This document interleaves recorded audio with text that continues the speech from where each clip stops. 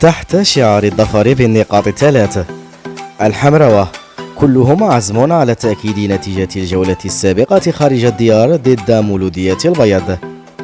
رفقاء بوخلدة أبدوا جاهزيتهم التامة والكاملة أثناء التدريبات من أجل حسم موقعة ميلود هاتفي هذا السبت لصالحهم.